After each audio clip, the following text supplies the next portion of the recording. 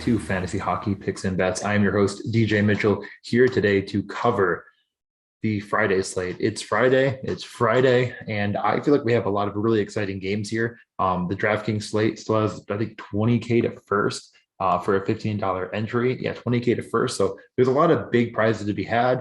I'm really excited for this because I think there's some really, really good spots to target. And I'm just going to go over a couple preliminary notes of things that I've been noticing early on in the season. So number one, before we get started, hit the subscribe button, like this video, comment, rate, review. All of that stuff will really help the gang as we try to grow this product and grow the sport. So please do that. And also follow the media network on all social media platforms. So a couple of preliminary notes. We only got 6 games today, so I'll get to them in just a second. But for DraftKings, the daily fantasy slate offering, a couple things that I'm really trying to key in on right now are power plays, which should be obvious, but they've almost been escalated, I think, a little bit more this year. There's been more penalties, first off, which isn't too much of a surprise early in the season. It does happen. But one thing is the star players have actually drawn a lot more penalties than in previous. So a lot of times people would say, well, Connor McDavid gets penalized all the time and no one calls it. That actually is coming together a bit more. So I think, teams that have those like superstar talents are getting a bit more of a draw. This slate has some of that, which I am going to key in on, but also the power play has been just a better avenue for creating the optimal scores. A lot of the winners have strong power play one correlations, finding their way in there. So when you make your lineup, I would be hard pressed to put in guys that are completely, barren when it comes to power play time, unless if it's a punt defenseman that's in an optimal spot for whatever reason. That might end up happening. But we'll get right into it. That's kind of what I'm going to cover on this slate a little bit, though, while I'm breaking down the plays. But we're going to get to the first game. We have Florida at Detroit. A little bit closer than I thought it'd be, but Detroit's been really good this year at home. They're plus 155 and Florida's minus 175. Eventually, Florida will probably end up losing a game, but they've looked awesome. I see no reason to not go with them here. They're just too deep down the middle with all their forward depth. Last game, it was the Reinhart Marchment line getting it done for them. And I just don't really see a reason why I'd get off of them here. It's not my favorite line in the world. We'll see what it gets to. But I, almost equally as much, if not more, like the over here at 6 right now. I just think there's a ton of offense to be had in this game. Detroit has found different ways of getting it done on the scoreboard with Bertuzzi and Larkin, and Fabry's been kind of had a bit of a renaissance there. But the rookie Lucas Raymond is kind of the story. I was really high on him coming out of the draft. I made the Everybody Loves Raymond meme that I loved because I was hoping the Sabres would grab him. Didn't end up working out that way, but that is that, Bertuzzi, Larkin, and Raymond are the Detroit line. And, in DraftKings, it's going to go really overlooked. And I don't really, I'm not going to play it personally. I don't think it's the worst thing in the world. I'm probably also not like overly bullish on their player props. Larkin burned me on Tuesday. I had him over 2.5 on underdog, and he had one shot and one in the back of the net, but it didn't really matter. I needed 3. So they've kind of, like I said, generated offense from different lines as well as they could, but I'm a little bit worried about the matchup against Florida. Florida has been just awesome, which is probably no surprise to anyone. But on the power play, they've been sensational. In general, they have the 3rd highest expected goals per 60 in the league at all strengths. They've also had some of the highest amount of Corsi on the power play. So I'm pretty excited about them in general. I think this is a great spot to get on Barkov and Verhaeghe. Verhaeghe only 5,300. He had a ton of ice time last game out, and Duclair at 39. So it's really, really affordable. Verhaeghe should be on his power play. And I love Ekblad as well. Those 3, I think, make a really, really good stack. I would definitely be bullish on a 2.5 line for Barkov here, because like I said, I think there's a lot of offense to be had. The question for me is more or less, I'm going to be going to the iCourse per 60, on the power play and trying to find the players that fit. That's just the way I'm kind of building right now. And I'm saying, okay, so I like I said, I like Florida here. So who is the guy that's generating the most shot attempts per 60? It's Bennett, it's Ekblad, and it's Barkov. I don't even mind putting those 3 guys together. even though Bennett's not going to correlate 5-on-5, kind of getting that stack together, being unique in GPP is totally fine by me. And that leads me to my next point of, Bennett also being a good bet on his shot prop over. Getting to the next game, we have Columbus at the Rangers. A lot of news and notes here. There was a bit of a scare with Kreider not practicing, but they said that's just a maintenance day, so he should be in. The first power play, Fox, Panarin, Strome, Zibanejad, and Kreider. Kreider's actually been awesome this year. Really, really strong year for him. Capo Kako should return. Panarin, Strome, and Kako are back together. Playing against Columbus at home, I think this is a decent spot to get in on him. I think Fox is a bit too cheap at $6K. Panarin 6,300 again seems a bit cheap. Overall, in general, I think this game just has a ton of very, very good cheap options. So I do think this is a good spot to find salary relief. Strome and Panarin, I don't know if they've been this cheap since I don't even know. I couldn't tell you. Zibanejad has been the best, rate shooter on this team. He's had a couple down games in a row, 1 point and 4 shots on net in the past 2. Columbus hasn't been, I guess, the most, a historic team of giving up a lot of shots, but they're under a new regime. So it's kind of hard to gather a ton of information on them. Their expected goals against is, I don't believe, anywhere near the top. They're 5th. So 5th in expected goals against. I think that's, something worth considering. I thought it was a little bit lower than that, but yeah, 5th. One higher than them being the Red Wings on this slate as well. So those are kind of 2 teams I don't mind targeting. Expected goals against per 60 means that exactly what it sounds. The NHL is expecting them in general to give up more goals than they're probably giving up. It doesn't mean they're not giving them up, or they are, but for the Columbus, they're not, because Merzlikins has been awesome. So he's been bailing them out. On the Columbus side, we do get Domi back.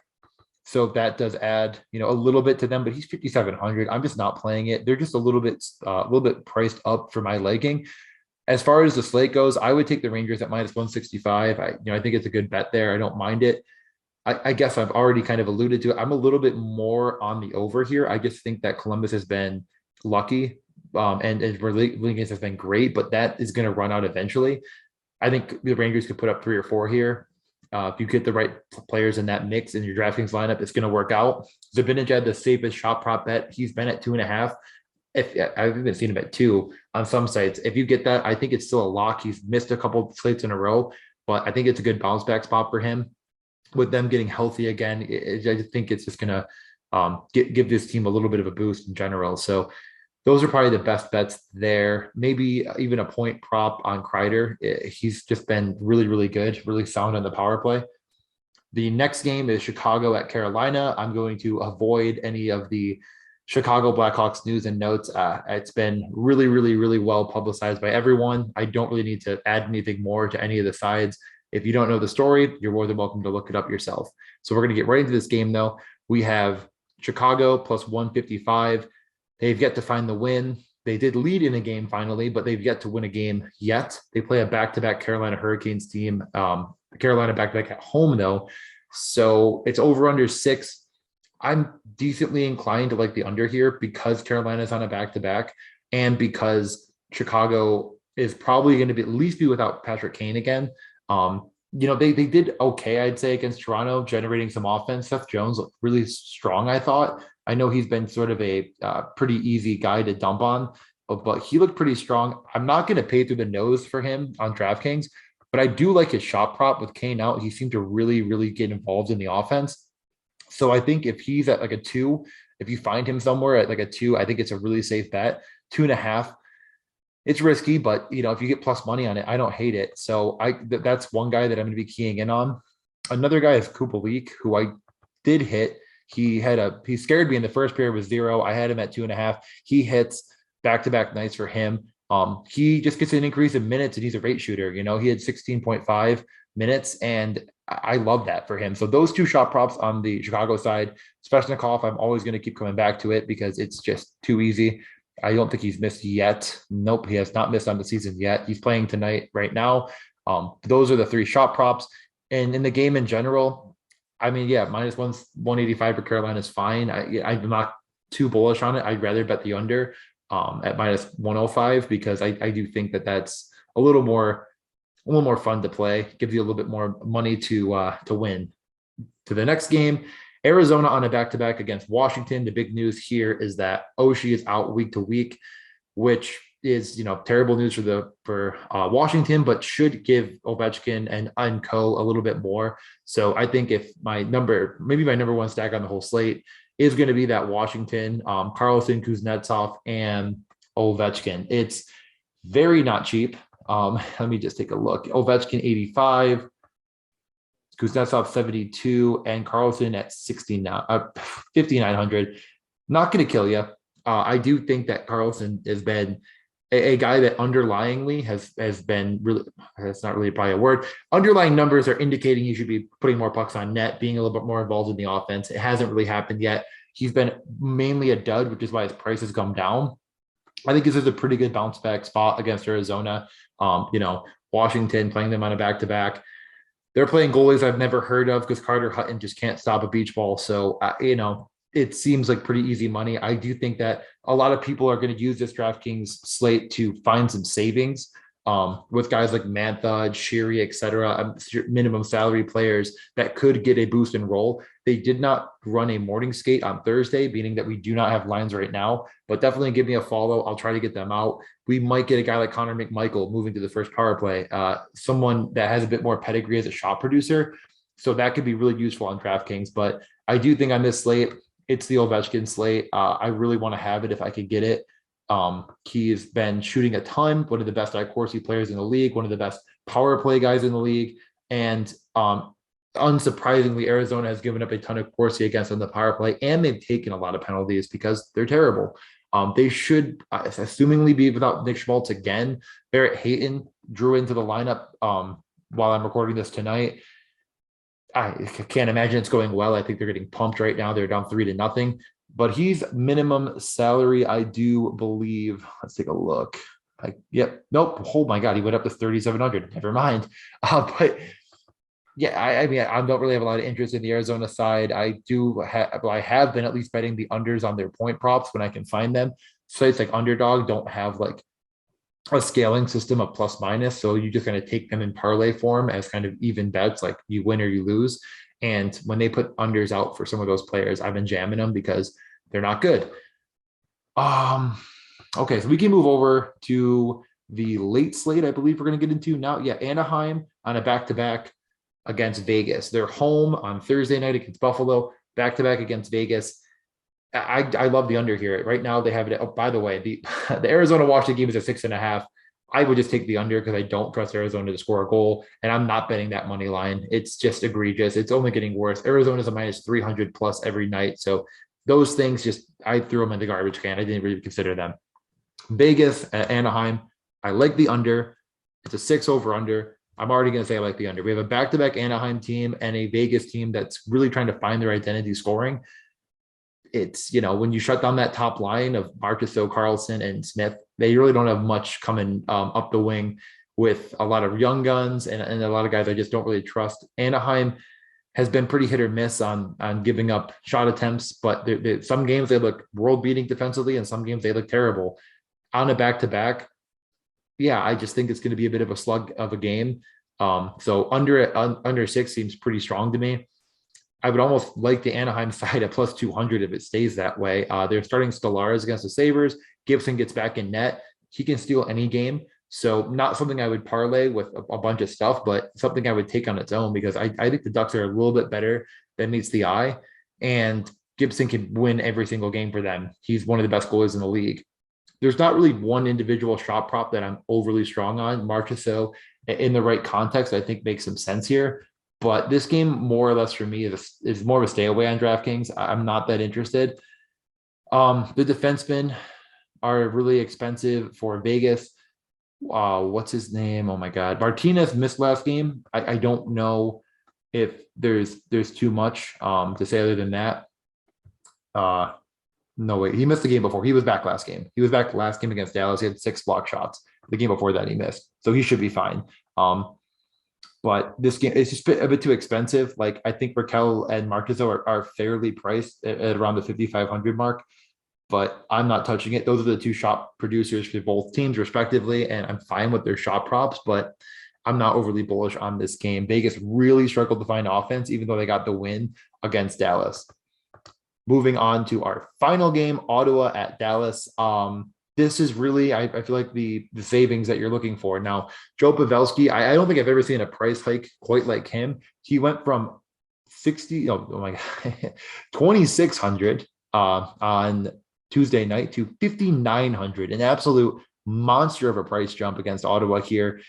I still like that line okay with him and Hintz and Robertson. I think it almost, maybe people are going to walk into this slate and think, I want to find some savings. Let's go to Dallas. It's not there, and they pivot away. But Ottawa's been really, really bad on the penalty kill. They've given up a ton of Corsi in general. They try to produce a lot. I mean, they're really playing more like Toronto of old, where they're trying to get into kind of a boat race with each team and edge them out with just better shooting with Batherson and Sachuk. So I like the Stars side just fine. I definitely would be stacking through the power play. They rolled out lines. Oh man, I don't have it up in front of me, but like I think I pretty much already said it. It was Rube Hintz with Pavelski and Robertson, who returned. Robertson is still pretty cheap at 4,800. They were out there with Heiskanen on the power play, and then Klingberg with Sagan and others. So as far as shot props are concerned, I do think that like Rube Hintz is a pretty good spot here. Pavelski's, I think, sort of melding into more of a playmaker at this point. He had a few shots, but Rube Hintz had many more attempts. And I think Robertson also could be a bit more of a playmaker on this line. And I think that I like Rube Hintz. I think you might be able to find him for 2.5, and I'm fine with that. As far as the Ottawa side is concerned, I'm not really trusting Brady right now, just because his shot prop line has been generally teetering around 3.5, which he has not hit yet. And I'm just not going to be, betting a lot of money on that until I've seen the production and seen him sort of produce. And guys like Greg Batherson are just stealing shots from him, just candidly. And it's not going to last forever, but that's what's happening right now. When you kind of go to their power play, I'm going to have to adjust my settings because I have the minimum of time on ice. And yeah, it's not really going to work because he's had such a small sample size. It's all messed up. But guys like Josh Norris and Batherson have been stealing shots from him on the power play, but you can't really tell because he missed a few games. So in this game, as far as the overarching view, it's a 5.5. It's a bit more boring. The money line is minus 195 for Dallas at this point. I'm not betting that at all. I think Ottawa is just fine. So I wouldn't even mind taking them at plus 165, even though I said I like some of this Dallas as stacking options because they fit together really nicely with that power play line one correlation. The over, I'm not going to touch 5.5. That seems really fair. I don't really think that this is like the craziest upside game. I kind of alluded to it being maybe a little bit better than Vegas thinks. So I don't hate the over, but you could get goalied here. You really could. And I think that I'd rather just take Ottawa at plus 165. I mean, they're not terrible. But with all that being said, I'll get to a couple of my favorite bets and get you guys out of here. So favorite bet of the night, I would say is, probably I like the under in that Anaheim Vegas game. That feels really, really good to me. The under in the Chicago Carolina game also feels good. The over in the Columbus Rangers game, as far as those lines are concerned, I really do like that Anaheim side at plus 200. That just seems wrong because Gibson's going to be in. I feel like the books don't have that right. That's probably going to change by the time you listen to this because that just doesn't really add up to me. Shot props are concerned. I don't have them in front of me, but like I mentioned, that Bennett and what's his freaking name? Bennett, probably one of my favorites, and even Barkov, really. Washington, I wouldn't mind even taking like an OV first goal, or maybe even Kuznetsov first goal, something like that. You might get way better odds on Kuznetsov, who's been just world beating. And any other shot prop lines that are great? Seth Jones, like I said, you might get that at 2. That feels pretty strong. He's probably going to have plus money on that, which would be just a really good bet because the books don't seem to adjust that well for players being out. And I don't expect Patrick Kane to return. It really looks very unlikely. So with everything being said there, you can follow me, DJ underscore Mitchell 94, Morning Skate Podcast. And I have another video coming out on the Hockey Assist Network, which should be dropping, hoping for Friday. So when you're listening to this, it might already be out. But thank you. Enjoy the slate and have a wonderful weekend. Go Browns.